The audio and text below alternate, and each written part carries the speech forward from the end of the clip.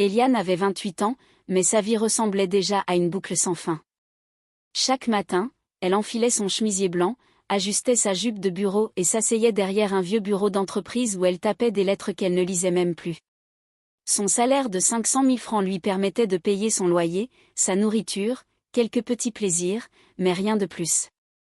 Pas de voyage, pas de rêve flamboyant. Juste de quoi respirer.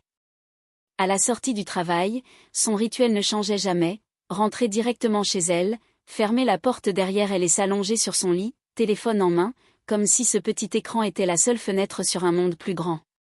Elle y passait des heures à scroller. Les documentaires d'animaux la fascinaient, sauf ceux avec les serpents. Rien que leur image lui glaçait le sang.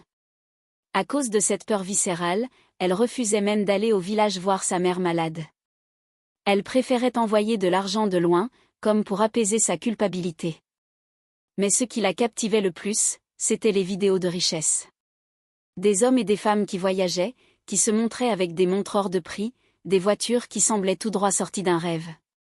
Parmi eux, il y avait une silhouette familière, Mia. Son ancienne camarade d'école, aujourd'hui star mondiale, que des millions de personnes envient. Dubaï, Chine, Paris, New York. Mia semblait avaler le monde comme un festin, pendant qu'Eliane regardait depuis son lit.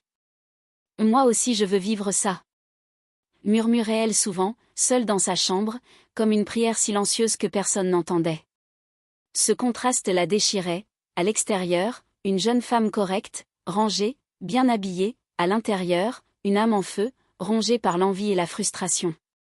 Elle souriait au bureau, mais son cœur criait « Ce n'est pas ma vie, je mérite mieux ».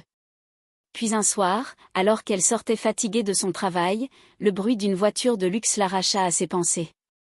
Une voix qu'elle connaissait résonna dans la rue. « Et Eliane ?» Elle leva la tête, et ce qu'elle vit devant elle bouleversa son souffle. Eliane n'était pas née dans le confort d'Abidjan, mais dans un petit village reculé où les nuits semblaient avaler les maisons de terre. Son père avait disparu de sa vie avant même qu'elle apprenne à marcher. On disait qu'il était parti chercher la vie, à la capitale, mais il n'était jamais revenu. Sa mère, quant à elle, luttait avec un corps affaibli par la maladie, mais avec une volonté de faire pour nourrir ses enfants. L'enfance d'Eliane fut marquée par la poussière rouge des chemins, le goût amer de la pauvreté et l'absence d'un père qu'elle ne connaîtrait jamais. Dans cette précarité, Eliane développa très tôt une soif différente des autres enfants.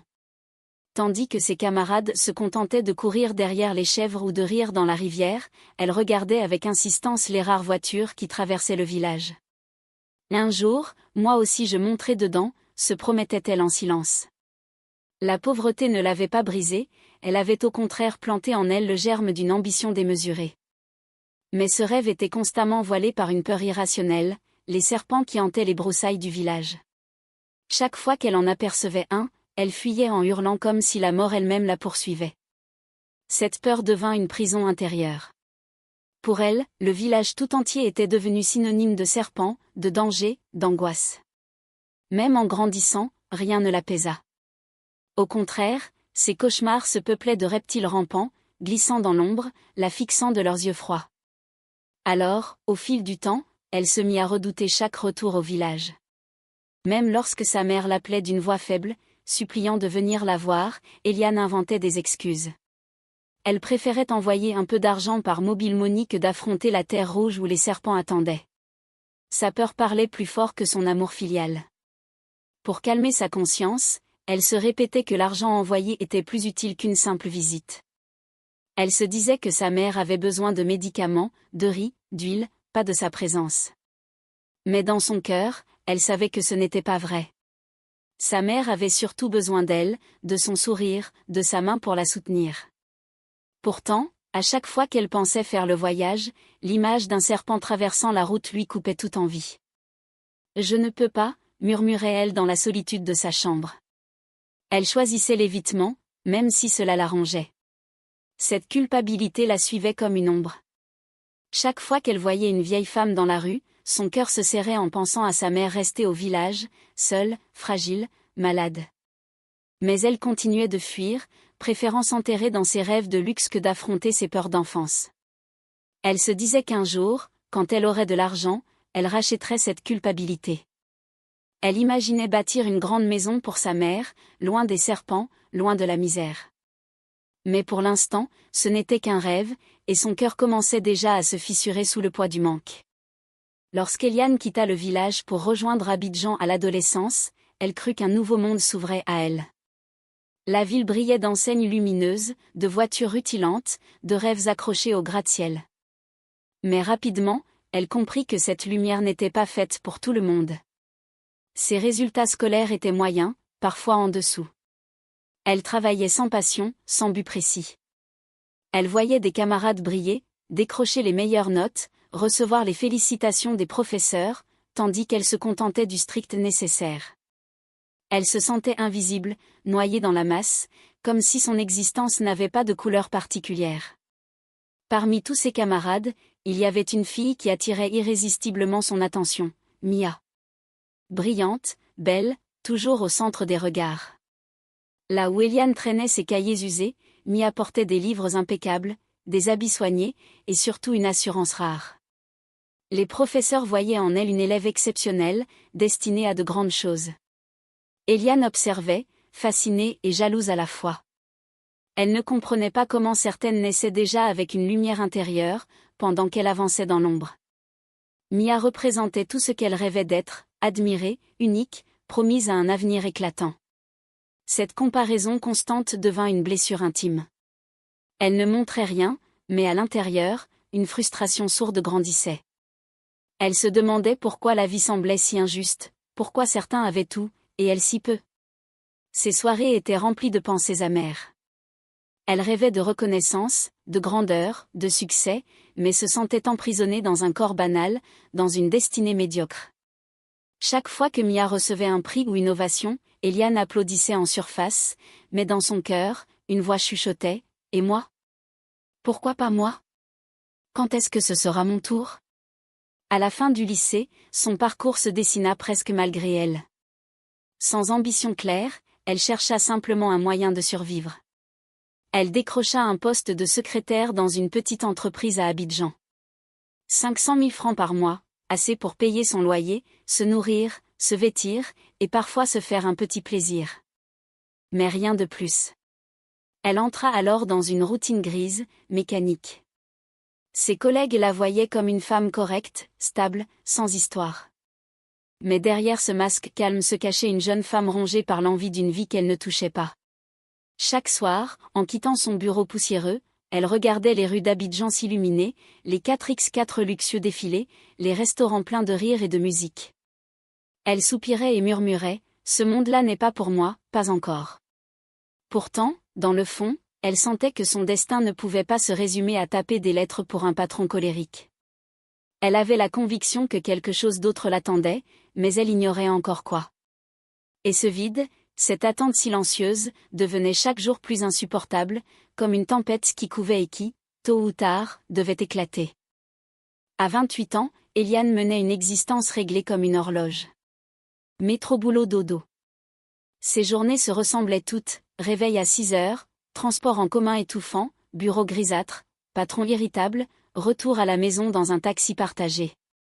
À force, elle ne ressentait plus rien, comme si son âme avait été anesthésiée. Ses collègues riaient parfois à la pause, parlaient de projets, de mariage, d'enfants, mais elle restait silencieuse. Son seul plaisir, c'était de savoir qu'une fois la porte de son petit appartement fermée, elle retrouverait son véritable refuge, l'écran lumineux de son téléphone. Chaque soir, elle s'allongeait sur son lit, les rideaux tirés, le ventilateur grinçant dans la chambre, et se laissait avaler par TikTok. Les vidéos défilaient sans fin, un mélange d'humour, de danse, d'animaux sauvages et de luxe ostentatoire. Mais ses choix n'étaient jamais anodins, elle passait rapidement sur les banalités pour se plonger dans 2 mondes précis. Le premier, les documentaires animaliers. Elle adorait observer lions, éléphants, girafes, mais dès qu'un serpent apparaissait, elle détournait brutalement le regard, effaçait la vidéo, son cœur battant à tout rompre.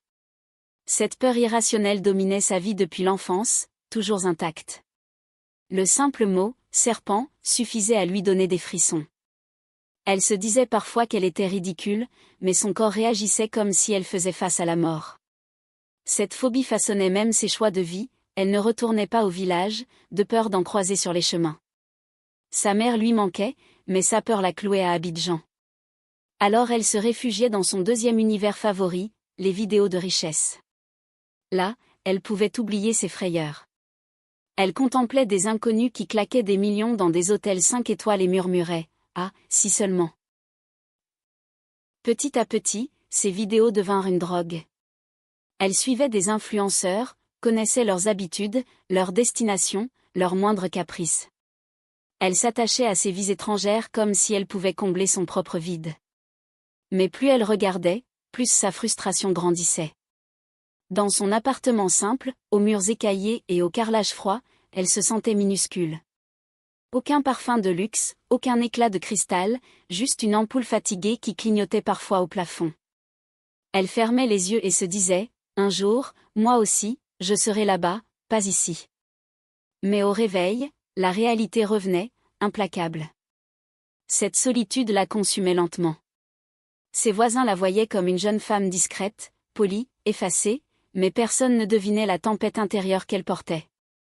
Dans son lit, les yeux rivés à son téléphone, elle riait parfois devant une vidéo drôle, mais ses rires s'éteignaient vite, avalés par un silence pesant.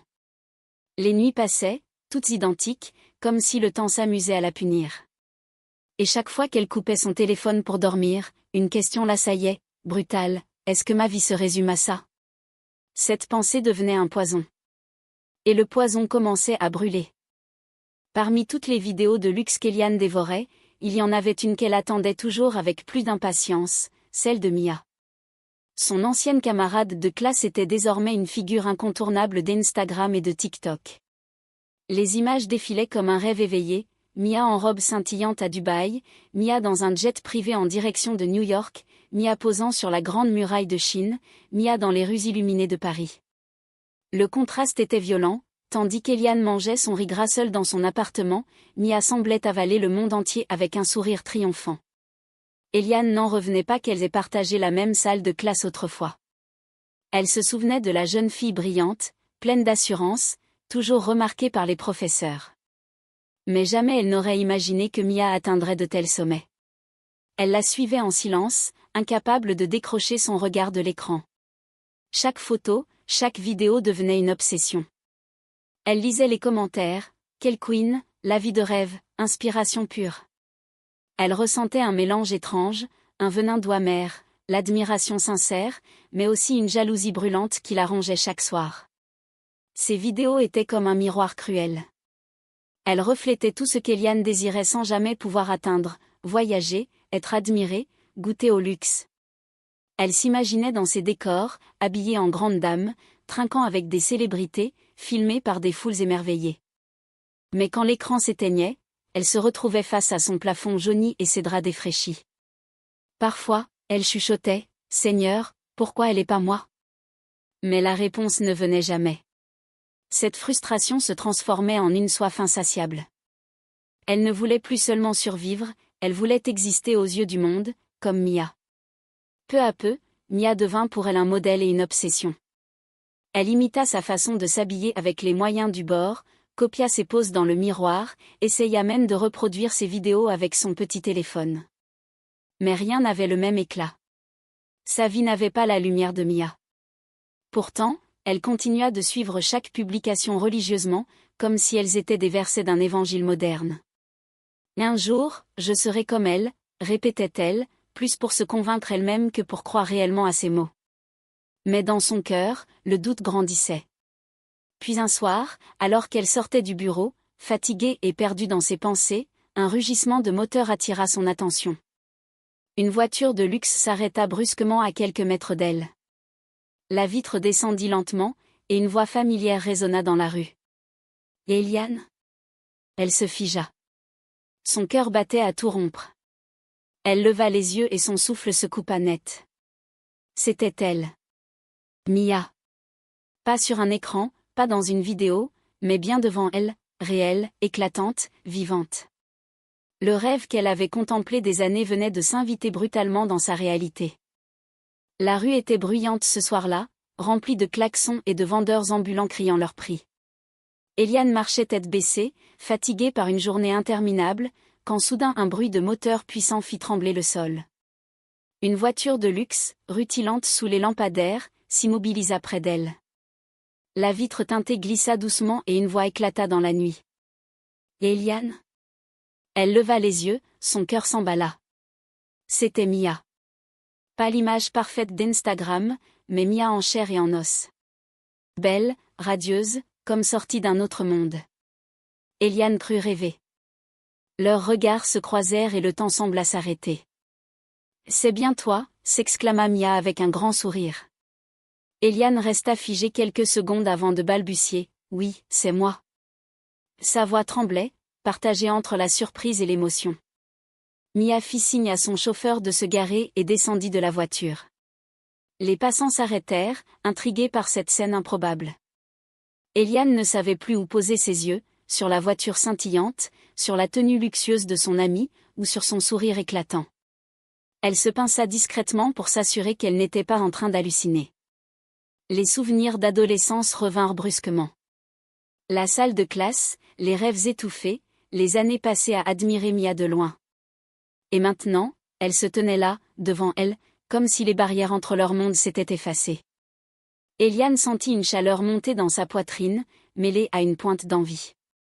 « Je te regarde tout le temps sur Internet, tu vis une vie de rêve », murmura-t-elle.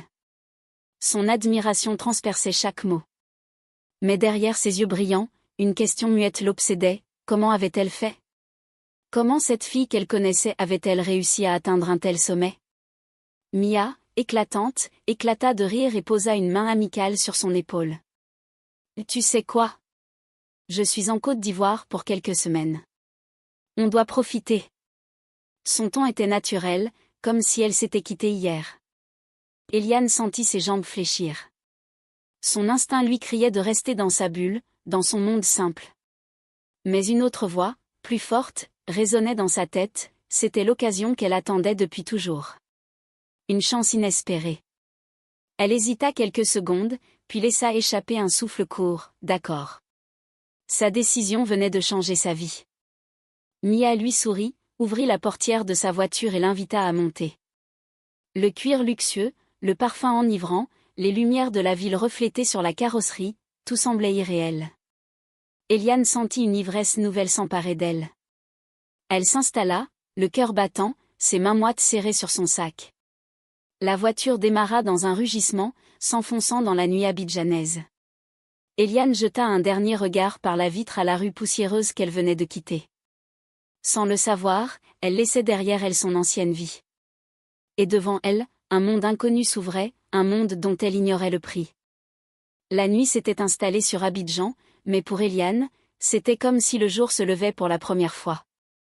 Mia l'emmena dans un univers qu'elle n'avait jusqu'ici connu qu'à travers un écran, des voitures de luxe alignées comme des bijoux, des villas aux lumières dorées, des tables couvertes de bouteilles de champagne. Tout scintillait, tout respirait la démesure. Eliane, assise au milieu de ce décor irréel, avait l'impression d'être une intruse. Mais au fond d'elle, une voix murmurait, « C'est ici que tu dois être. C'est ça, ta vraie vie. » Et son cœur s'enflamma. Au début, elle se contenta de regarder, émerveillée. Elle fixait les lustres immenses, les robes scintillantes des femmes, les montres en or des hommes, comme une enfant éblouie dans un magasin de jouets. Mais rapidement, son téléphone devint son arme. Elle filma chaque instant, le rugissement des moteurs, les bulles éclatantes des coupes de champagne, les rires bruyants dans la villa. Elle posta tout en story. À peine quelques minutes plus tard, son écran s'illumina, les vues grimpaient. Ses abonnés, jusque-là habitués à ces vidéos banales, se déchaînaient. « Eliane, c'est où ça, tu vis comme une star ?» En voyant les notifications exploser, Eliane sentit une chaleur étrange envahir son corps. C'était une sensation nouvelle, une ivresse qui dépassait même le goût du champagne qu'elle avait timidement porté à ses lèvres. Les cœurs, les commentaires, les partages, c'était comme si, enfin, elle existait aux yeux du monde. Elle avait toujours rêvé de reconnaissance, et pour la première fois, elle goûtait à ce pouvoir. Elle riait plus fort, posait plus élégamment, comme si la caméra invisible de l'univers filmait chacun de ses gestes. Dans son regard brillait une lueur, elle commençait à aimer cette version d'elle-même. Alors, elle redoubla d'efforts.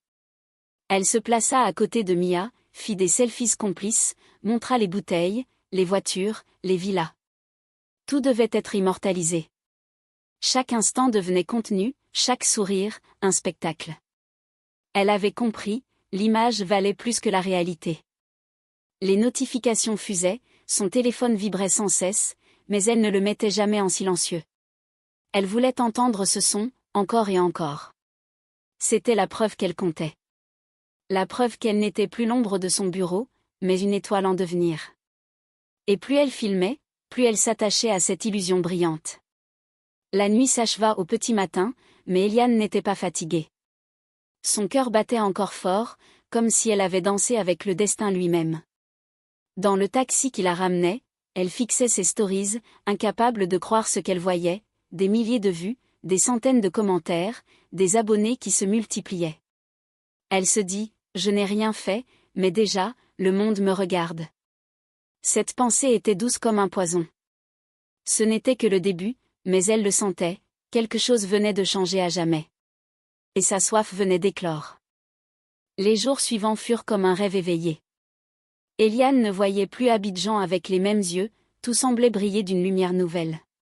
Aux côtés de Mia, elle fréquentait des restaurants où un seul plat coûtait l'équivalent de son salaire, roulait dans des voitures qui faisaient tourner toutes les têtes, pénétrait dans des villas si vastes qu'on s'y perdait. Chaque nuit était une fête, chaque jour une vitrine. Elle s'habituait à ce luxe comme si elle y était née. Mais dans le secret de son cœur, une petite voix murmurait, « Attention !» Une voix qu'elle choisissait d'ignorer. Ce monde, qu'elle croyait seulement admirer à travers son écran, la happait maintenant de l'intérieur. Le champagne coulait, les flashs des téléphones crépitaient, les regards envieux se posaient sur elle. Elle découvrait une sensation qu'elle n'avait jamais connue, être désirée, admirée, enviée. Pourtant, cette euphorie avait un revers. À chaque fête, elle dépensait sans compter, même quand ce n'était pas son argent. À chaque sortie, elle sentait son cœur battre plus vite, comme une drogue dont elle avait besoin pour se sentir vivante. Ce n'était plus seulement de la découverte, c'était une dépendance qui naissait. Peu à peu, son ancien quotidien commença à lui paraître répugnant. Elle revoyait son petit bureau gris, son patron colérique, ses collègues bavards, et tout cela lui semblait soudain insupportable. Comment avait-elle pu supporter cette médiocrité si longtemps ? Elle méprisait son ancien appartement, son lit banal, son ventilateur grinçant. Tout cela lui donnait presque la nausée. « Ce n'est pas ma vie », se répétait-elle en silence. Elle se voyait déjà comme une femme d'un autre monde. Le simple souvenir de ces journées ordinaires lui donnait l'impression d'avoir vécu dans une cage. Et désormais, elle refusait d'y retourner. Elle décida donc de s'investir corps et âme dans cette nouvelle vie, même si elle ne savait pas encore ce qu'elle devait sacrifier pour la conserver. Elle se mit à refuser certaines sorties avec ses anciennes collègues, à ignorer les appels de son patron après le travail. Son esprit se détachait déjà de son ancien monde. Elle se disait, « Je mérite cette vie, je ne peux plus accepter moins. » Chaque rire avec Mia, chaque toast levé, chaque flash des appareils photo creusait en elle une conviction profonde. Désormais, elle devait tout faire pour rester ici. Mais derrière ces sourires éclatants, une peur nouvelle la hantait, et si tout cela s'arrêtait brusquement ? Et si, au réveil, elle se retrouvait de nouveau dans son appartement défraîchi, son téléphone à la main, jalousant les autres ? L'idée seule lui donnait des sueurs froides. Alors, elle fit un serment intérieur, « Je ne retournerai jamais en arrière. » Jamais. Elle ne savait pas encore ce que ce serment allait lui coûter. Mais elle le sentit au plus profond de ses entrailles, ce monde l'avait déjà avalée, et il n'allait pas la recracher. Le restaurant brillait comme un écrin de cristal.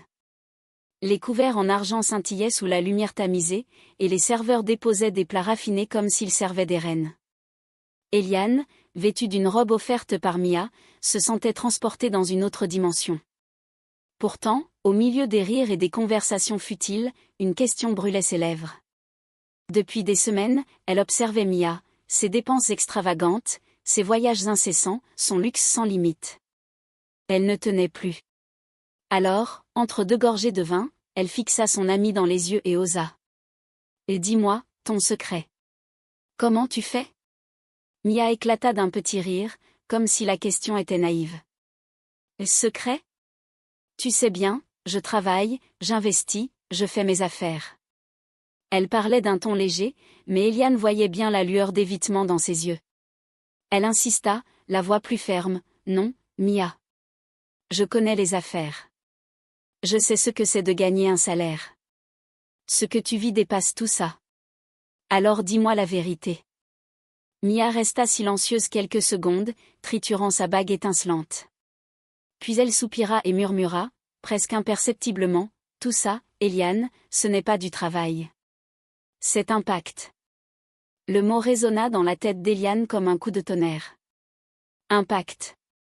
Elle éclata d'un rire nerveux, croyant à une blague. Arrête un peu, toi aussi. Pacte quoi encore? Tu parles comme dans les films. Mais Mia ne rit pas. Elle la fixait avec un sérieux désarmant. Le sourire d'Eliane s'effaça peu à peu. Son cœur accéléra. Elle n'y croyait pas vraiment, mais une part d'elle sentait que Mia disait vrai. Son rire se transforma en silence, et ce silence devint malaise. Les bruits du restaurant lui semblaient soudain lointains, comme étouffés par une révélation interdite. Eliane se pencha légèrement en avant, incapable de se contenir. Explique-moi. C'est quoi ton pacte? Sa voix tremblait entre curiosité et peur. Mia détourna le regard, hésita, puis déclara, ce n'est pas quelque chose dont on parle à table. Mais si tu veux vraiment savoir, retrouve-moi demain soir, à minuit. Elle marqua une pause, planta ses yeux dans ceux d'Eliane et ajouta, pas une minute avant, pas une minute après. À minuit, dans ma villa. Là, tu verras de tes propres yeux. Mais fais attention, ce que tu découvriras, tu ne pourras jamais l'oublier. Eliane resta pétrifiée, incapable de répondre. Son verre tremblait entre ses doigts. Elle avait l'impression qu'un gouffre venait de s'ouvrir sous ses pieds. Un pacte? Un rendez-vous mystique à minuit? Tout son être oscillait entre fascination et peur. Son rire moqueur s'était envolé, remplacé par une angoisse sourde. Elle aurait voulu refuser, mais quelque chose en elle brûlait de savoir. La soirée continua comme si de rien n'était, mais son esprit était déjà ailleurs. Et quand elles sortirent du restaurant, Eliane comprit une chose, sa vie venait de franchir une limite invisible. Et il n'y aurait pas de retour. Il était minuit pile lorsque la voiture noire s'arrêta devant la villa de Mia. Eliane descendit, ses jambes tremblaient légèrement. La demeure brillait sous les projecteurs extérieurs, un mélange de luxe moderne et d'aura mystique. Le portail s'ouvrit sans bruit, comme si la maison l'attendait. À l'intérieur, les couloirs respiraient la richesse, marbre poli, tableaux hors de prix, parfums lourds qui flottaient dans l'air. Mais au bout du couloir, Mia la guida vers une porte massive, différente des autres. Le bois sombre était gravé de symboles qu'Eliane n'avait jamais vus. Son cœur s'emballa. Elle savait qu'elle s'apprêtait à voir l'interdit. La porte s'ouvrit sur une pièce étrange, un mélange de salon luxueux et de temple occulte. Des rideaux rouges couvraient les murs, des chandeliers dorés diffusaient une lumière tamisée, et au centre trônait un large bassin de verre. Eliane fronça les sourcils, confuse. Puis, un bruit de frottement la fit sursauter. Quelque chose bougeait dans l'ombre du bassin. Avant qu'elle n'ait le temps de parler, Mia claqua des doigts. Alors, une créature apparut. Eliane eut le souffle coupé. Un serpent, immense, aux écailles brillantes comme de l'or, s'éleva lentement. Ses yeux luisaient d'une intelligence glaciale. Et soudain, il cracha des liasses d'argent. Eliane poussa un cri étouffé et recula brusquement, son dos heurtant le mur. Son corps tout entier tremblait. Ses yeux étaient rivés sur l'animal, partagés entre une peur viscérale et une fascination brutale. Jamais elle n'avait rien vu d'aussi terrifiant, mais jamais elle n'avait vu quelque chose d'aussi désirable. Les billets s'amoncelaient sur le sol, éclatants, réels, palpables. Elle ne savait pas si elle devait fuir ou tendre la main. Son souffle court résonnait dans la pièce. Elle balbutia, ce n'est pas possible. Mais au fond d'elle, une petite voix disait, voilà la réponse à tes prières. Mia s'approcha calmement, posa une main rassurante sur son épaule et murmura, tu comprends maintenant? Voilà d'où vient ma vie. Le serpent crache chaque nuit l'argent que je demande. Eliane la fixa, incapable de parler. Son regard oscillait entre les billets étalés au sol et la créature qui les produisait. Elle voulait fuir, mais ses jambes refusaient d'obéir. Elle voulait crier, mais sa voix était prisonnière de sa gorge. Alors elle resta là, immobile, hypnotisée par ce spectacle. Pour la première fois, sa phobie et son désir se heurtaient de plein fouet, la déchirant de l'intérieur. Le serpent siffla doucement, ses écailles reflétant les flammes des chandeliers. Eliane sentit une sueur froide couler dans son dos. Ses yeux restaient fixés sur les liasses qui s'accumulaient. La peur l'avait paralysée, mais l'avidité commençait à parler. Tout en elle criait que ce qu'elle voyait n'était pas naturel, que cela ne pouvait mener qu'à la perte. Mais une autre pensée, plus forte, résonnait dans sa tête, « Si tu acceptes, ta vie changera pour toujours. » Elle savait qu'elle venait de franchir un seuil invisible. Et devant ce serpent, elle comprit, le choix approchait. Le silence pesait dans la pièce, seulement troublé par le froissement des liasses que le serpent continuait de recracher. Eliane fixait la scène, incapable de détourner les yeux. Mia s'approcha d'elle, son visage grave, et dit calmement, « Ce que tu vois n'est pas un rêve. C'est réel. Mais ce pouvoir a des règles. » Elle sortit un petit carnet noir, posé sur un socle doré. Eliane sentit ses jambes fléchir. Les chandeliers projetaient des ombres inquiétantes sur les murs. Le moment qu'elle avait redouté et désiré toute sa vie venait de se dresser devant elle. Un choix impossible. Mia parla d'une voix douce mais ferme, « Si tu acceptes, tu recevras chaque nuit la somme que tu choisis. Pas de douleur, pas de sacrifice humain. Le seul prix, c'est l'irréversibilité. Une fois que tu signes, tu ne peux plus jamais revenir en arrière. » Elle ouvrit le carnet, révélant une page blanche, à côté d'un stylo doré.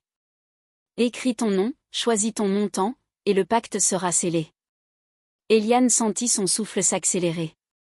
Irréversible. Ce mot résonna dans sa tête comme une cloche de cathédrale. Elle comprenait que cette décision allait définir le reste de sa vie. La peur revint comme une vague violente. Ses yeux se posèrent sur le serpent, toujours là, sifflant doucement, ses écailles luisant d'un éclat surnaturel. Tout son être criait qu'elle ne pouvait pas. Sa phobie reprenait le dessus, la paralysant. Son cœur battait si fort qu'elle crut qu'il allait exploser. Elle fit un pas en arrière. « Je ne peux pas, j'ai trop peur. » Souffla-t-elle. Mais en même temps, l'image des villas, des voyages, des regards admiratifs défilaient dans son esprit. Elle sentit ses mains trembler. Entre l'horreur et la fascination, elle était suspendue à un fil invisible. Mia s'approcha, posa la main sur son épaule et murmura, « Ta peur ne te nourrit pas. Mais cet argent, lui, peut changer ton destin. » Ces mots résonnèrent comme une vérité brutale. Eliane ferma les yeux, inspira profondément, puis tendit la main vers le carnet. Ses doigts tremblaient, mais ils agrippèrent le stylo. Elle écrivit son nom d'une écriture incertaine. Quand Mia lui demanda combien elle voulait, Eliane esquissa un sourire nerveux. « Comme je peux choisir n'importe quel montant, alors pourquoi pas 30 millions par jour? Même si c'est énorme, je prends. » Mia hocha la tête. Le carnet se referma dans un claquement sec. Les chandeliers vacillèrent, comme si la pièce elle-même avait approuvé le pacte. Eliane sentit un frisson parcourir son corps, un mélange de peur et d'excitation. Mia déclara simplement, « C'est fait. Demain, à minuit, le serpent viendra à toi. » Ces mots résonnèrent comme une sentence. Sur le chemin du retour, Eliane resta silencieuse, son cœur tambourinant dans sa poitrine. Elle avait scellé son sort. Cette nuit-là, elle ne ferma pas l'œil. Et quand l'horloge de son salon marqua minuit, elle entendit un bruit glisser dans l'ombre de sa chambre. L'horloge marqua minuit. Le silence de son appartement semblait plus lourd que d'habitude. Eliane était allongée sur son lit, mais ses yeux fixaient le plafond, incapable de se fermer.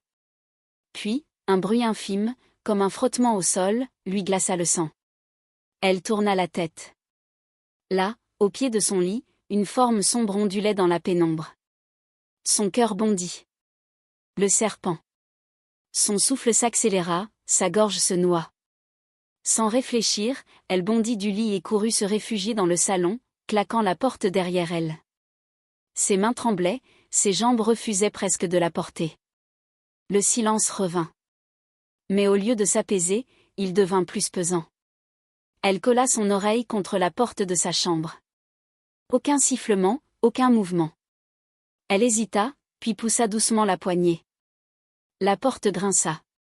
La pièce était vide. Le serpent avait disparu. Mais sur le lit, un spectacle irréel, des liasses d'argent empilées, jetées, répandues comme une pluie miraculeuse.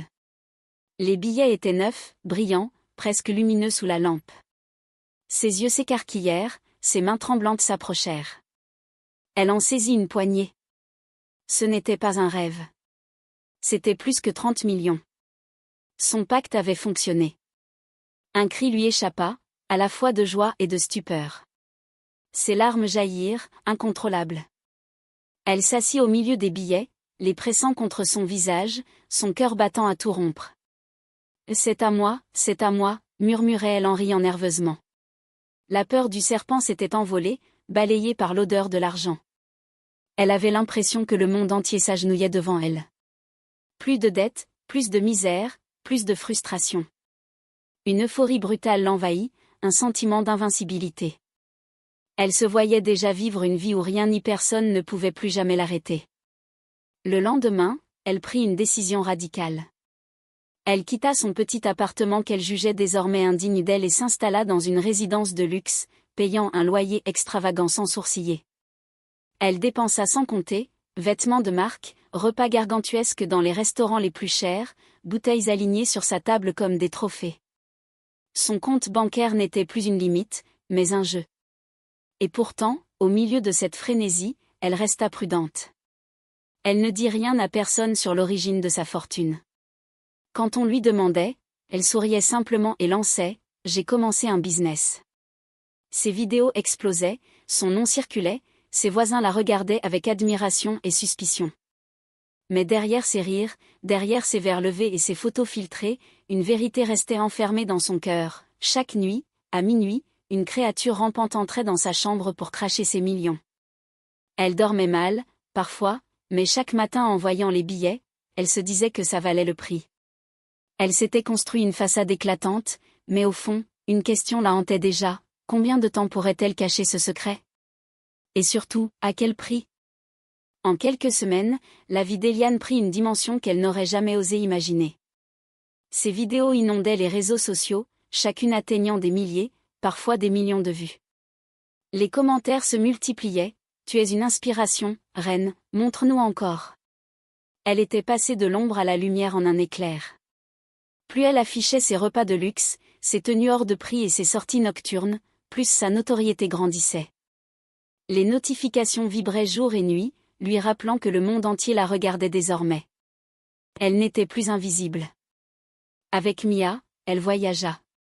Dubaï, Marrakech, Paris, chaque destination devenait un décor pour ses stories. Les restaurants étaient somptueux, les hôtels scintillaient de marbre et de cristal. Elle goûtait à des plats dont elle ignorait jusqu'au nom. Et partout où elle passait, les regards la suivaient. Les hommes la désiraient, les femmes l'enviaient. Elle se disait en riant, voilà enfin la vraie vie. Son ancienne routine semblait appartenir à une autre personne. Mais dans ce tourbillon de faste, son travail de secrétaire devint une relique encombrante, un rappel brutal de l'ancienne Eliane qu'elle ne supportait plus. Les appels de son patron se firent de plus en plus insistants. « Eliane, ça fait 3 semaines que tu n'es pas venue » cria-t-il au téléphone. Elle se contentait de répondre vaguement, souvent sans décrocher. Jusqu'au jour où il décida de la virer, furieux, lui lançant des insultes humiliantes. Mais Eliane ne ressentit ni honte ni peur. Elle éclata de rire. Ce travail qu'elle avait jadis supplié de conserver n'avait plus aucune valeur. Elle était au-dessus de ça. Son cœur gonflait d'un orgueil nouveau, un sentiment écrasant, le monde devait plier devant elle, pas l'inverse. Mia, informée de l'incident, réagit d'une manière qui bouleversa Eliane. Sans la moindre hésitation, elle racheta l'entreprise de l'ancien patron. Quelques jours plus tard, l'homme qui avait hurlé contre Eliane fut convoqué. Et là, sous ses yeux médusés, Mia le plaça, comme homme de ménage. Eliane assista à la scène, un sourire cruel aux lèvres. Le rapport de force s'était inversé. Elle se sentait investie d'un pouvoir divin, capable de briser ou d'élever des vies d'un claquement de doigts. Ce jour-là, elle comprit une chose, l'argent ne donnait pas seulement le luxe, il donnait aussi la domination. Désormais, plus rien ne semblait pouvoir l'arrêter. Les soirées, les voyages, les marques, tout se multipliait. Sa richesse n'avait pas de limite, sa notoriété explosait, et ses ennemis se transformaient en poussière sous ses talons. Elle se disait chaque soir, en contemplant ses billets alignés, « Je suis intouchable ». Mais dans cette ivresse absolue, une faille invisible commençait à se creuser. Car si tout paraissait parfait à la surface, le pacte qu'elle avait signé n'était pas une simple signature. Et tôt ou tard, l'ombre qui se cachait derrière ce pouvoir allait réclamer son prix. 2 ans avaient passé, et le nom d'Eliane résonnait désormais bien au-delà d'Abidjan. Ses vidéos de luxe, ses voyages flamboyants, ses soirées dans les lieux les plus fermés du monde avaient fait d'elle une icône. On ne l'appelait plus seulement Eliane, mais Madame Classe, Queen Eliane. Les artistes la citaient dans leurs chansons, les magazines de mode africains reprenaient ses photos. Partout où elle allait, des foules la reconnaissaient, lui demandaient des selfies, l'acclamaient comme une star. Elle qui avait été invisible était désormais projetée dans une lumière aveuglante, une gloire qui la faisait planer. Mais la gloire ne fut pas sa seule récompense. Lors d'un gala à Lagos, elle croisa le regard d'un homme qui n'était ni artiste, ni riche héritier, mais un entrepreneur discret. Contrairement aux autres, il ne fut pas ébloui par ses bijoux ou ses voitures, mais par son rire. Lui, voyait en elle une femme, pas seulement une image. Cette authenticité la toucha. Rapidement, ils se rapprochèrent. Loin des projecteurs, il lui offrit une attention sincère, une douceur qu'elle croyait impossible dans son monde de paillettes. Pour la première fois, Eliane sentit son cœur battre autrement que pour l'argent. Ce fut une expérience étrange pour elle. Elle, qui s'était habituée à la méfiance, aux relations superficielles et intéressées, découvrit l'intimité et la confiance. Elle se surprit à sourire sans caméra, à rire sans filtre. L'homme la demanda en mariage 1 an plus tard, dans une cérémonie grandiose où tout le gratin africain était présent. Et peu de temps après, ils eurent 2 enfants. Quand elle voyait leur petit sourire, Eliane se disait qu'elle avait atteint la perfection, richesse, gloire, amour, famille. Le puzzle semblait complet. Pour la première fois, elle crut pouvoir dire « Je suis heureuse ». Elle se plongea alors dans ce rôle nouveau. Elle n'était plus seulement l'amie de Mia ou la star des réseaux, mais une épouse admirée, une mère comblée. Ses enfants portaient les plus beaux habits, ses voyages prenaient désormais une dimension familiale. Elle aimait partager ces moments, se montrant comme un modèle de réussite totale. Les internautes la surnommaient « la femme qui a tout ». Et elle-même finit par le croire.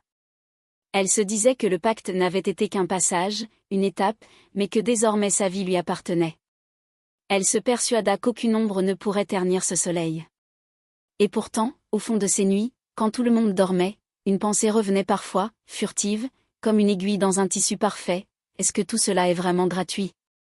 Mais elle chassait vite l'idée, embrassant ses enfants, se serrant contre son mari.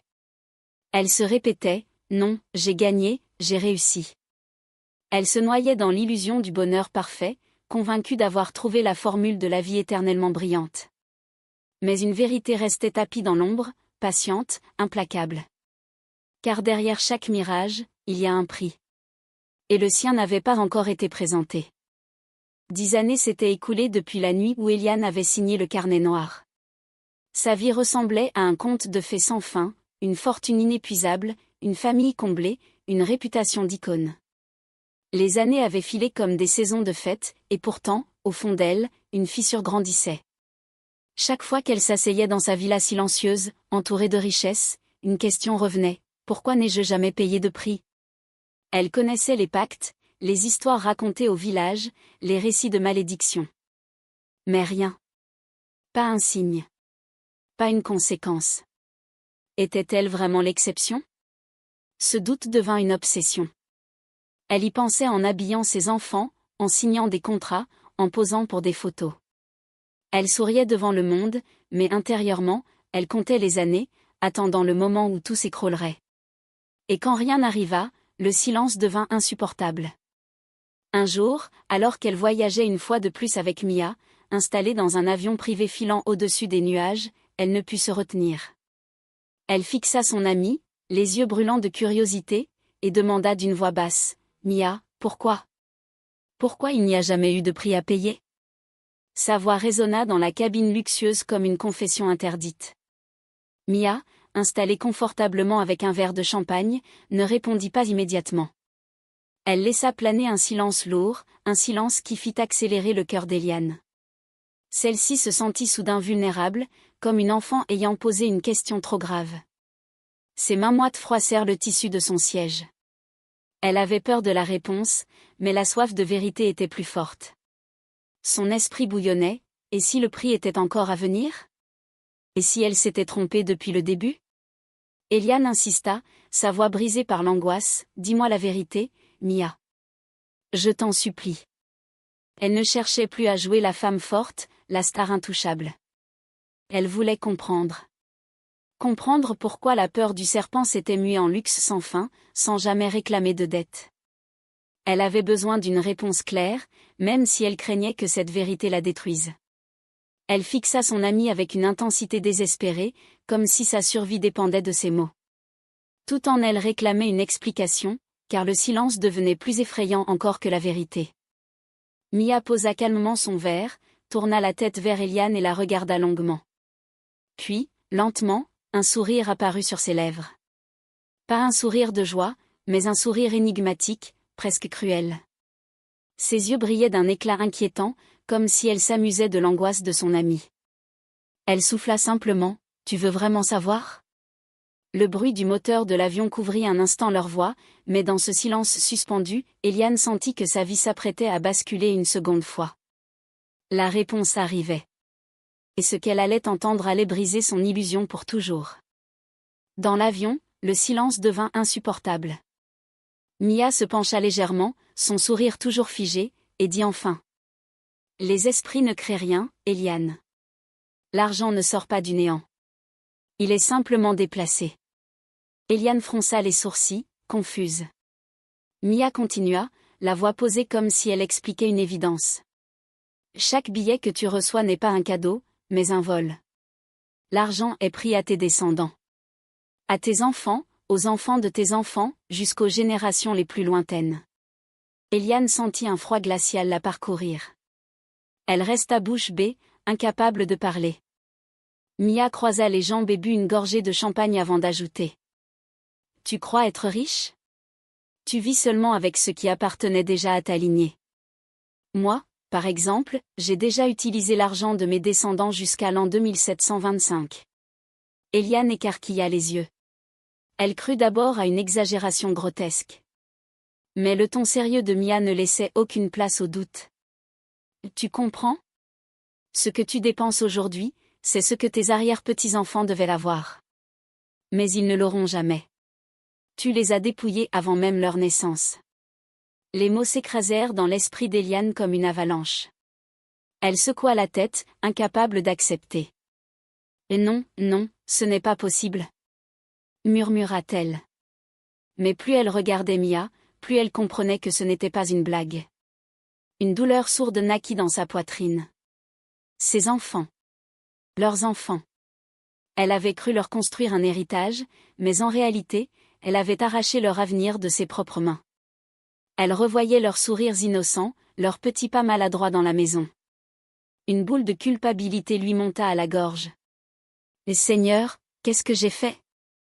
Eliane se redressa brusquement, le souffle court, comme si elle cherchait une solution immédiate.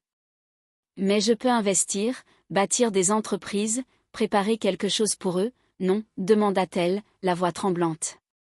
Son esprit cherchait désespérément une échappatoire, un moyen de réparer. Mais au fond d'elle, elle savait déjà que Mia avait raison. Rien ne pouvait remplacer ce qui avait été consommé mystiquement.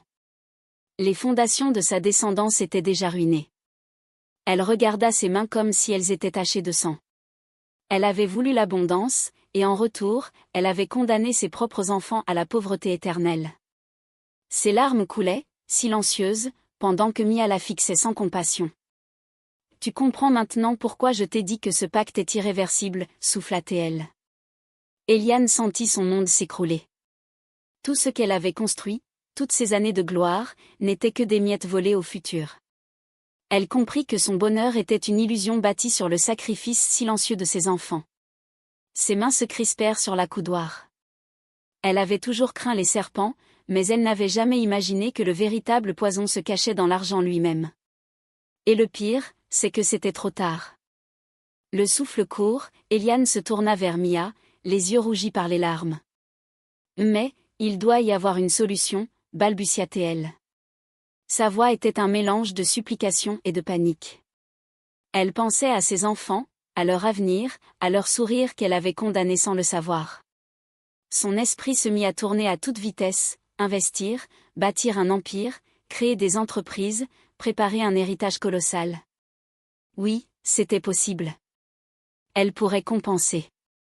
Elle se raccrochait à cette idée comme à une bouée dans une mer déchaînée.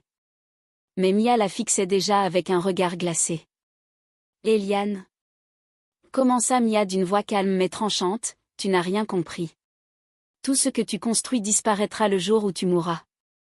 Les esprits ne laissent rien derrière toi.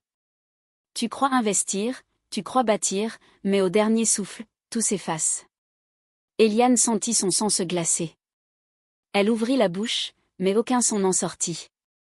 Elle avait cru pouvoir contourner le piège, mais ce piège était parfait. Elle ne détenait rien réellement. Tout ce qu'elle possédait n'était qu'un mirage prêté, un décor de théâtre qui s'effondrerait dès la fin de son rôle. Un désespoir abyssal s'empara d'elle.